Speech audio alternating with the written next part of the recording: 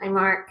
Thanks for meeting with us today. A question came in, and that was, how do I disciple my teenage son? Her son just became a teenager, and she's nervous that he's not going to embrace the faith. So I thought about you and what you learned during your developing years and how your father um, responded. Would you like to answer her question? Yeah, I'll answer the question by telling a story, which is which is what I do most of the time anyway. Um, I was raised in a Christian home, and by that I mean we went to church. Uh, my father never opened the Bible with us. There was never a traditional family Bible study in any way. But what he did was he asked us really good questions at the dinner table. We would come back from school, and this started in elementary school. Oh, primary, I guess you'd call it today. But so there was myself, my brother, who is a year younger than my sister, who is 4 years younger. So even in elementary school, we would come home from school and we would have dinner, and he would say, "What happened in school today?" And he asked each of us, "What happened in school today? What was interesting? What was different? And what did you learn?" But mostly he was looking for what was happening in our lives at school. And we would answer, and he would eventually end up asking us questions, moral questions, where there was a moral issue at play. And it came down to that simple idea of basically what would Jesus do? But what he was doing in this process was causing us to think like Christians. I think most people think that if they tell their children a lot of Bible stories, that somehow the kids are going to take lessons out of it. I suppose they do, but that's not the same as learning to think like a Christian. Yeah. And learning to think like a Christian begins learning how to think, Right. how to ask good questions, how to find the values that are beneath your story, the moral issues that your life faces you with Yeah. pretty much every day. Yeah. So he did that with us. He caused us all to think like Christians, to analyze things biblically. And he would ask us stories like, what story in the Bible applies to this situation? And then the story became relevant because it was relevant to our lives. Wow. Well, I pick up a couple things from that. He was being relevant with what you were facing in your everyday. He wasn't coming with some abstract theory or thought or application. It was like what you guys were facing every day, and he got you in the habit. He created that space. Like you guys had to practice it. It wasn't just telling you you needed to think like a Christian every once in a while. He gave you that like really creative. And then I think it also taught you to see how God fits in what you're actually experiencing. Because sometimes I think you've said this, we try to fit God into our life, but it's really what is God doing in the center of our life that we're fitting into. That we can join him on. Yeah.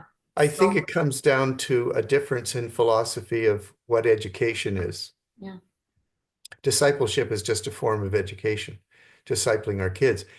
Uh, Jesus chose 12 people and he invited them to share his life.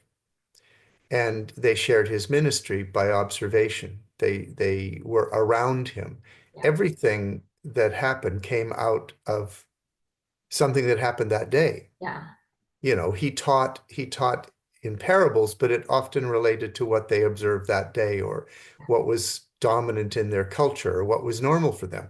So it was a practical education. It was an education through life, Yeah. not a lecture series. Yeah.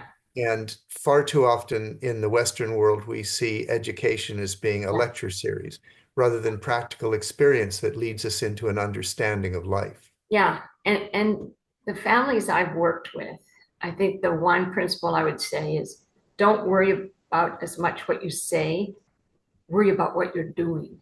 Yeah, And a lot of absolutely. times we think, oh, if I just say the right thing, or even if I ask the right question or get them on a right track, everything's going to be okay. But what we do as people, what they're seeing with their eyes, how they're interpreting how we're doing life is going to be the like the end of the whole thing. So if they see us prioritizing our relationship with God, not our behavior, but our relationship with God, I think that includes telling them sometimes when we blow it and how we come back to God and ask for His forgiveness, ask for His strength, ask for His power, and that they see that we're not just doing this on Sundays, but this is something we talk about all through the day. And even being able to say, I met with my Christian mentor, or I prayed with my prayer partner, or these kind of things, because they need to see what it looks like on you, both the mom and the dad, because it's going to look different. And if the teenager is going to find his unique expression, he needs to see it modeled on a bunch of people. Do you Yeah, and any absolutely. I think one more thing I want to add before we're done, and that is that if you're trying to help people make good decisions, you have to give them the responsibility of making the decision. yeah, And I think far too often parents try to protect their children from having to make difficult moral choices. So they don't become practiced in it. right, They don't know how to think through the issue and they don't know how to make yeah, good moral decisions. So I think the process of raising a child should be increased responsibility with increased understanding. yeah, The more understanding they have, the more they should become responsible for choices in that area of their understanding. yeah, And when we do that, they become practiced in yeah, thinking through issues yeah, of right and wrong, even before they're faced with them, or when they faced with them, they remembered from last time. yeah. They have an No, ever increasing responsibility that comes with ever increasing knowledge. very good, very So good. I think parents should Yeah, keep that in mind, not trying to save their kids from tough choices, yeah, but helping them to process yeah, hard choices. and yeah, and helping them see mistakes are not fatal.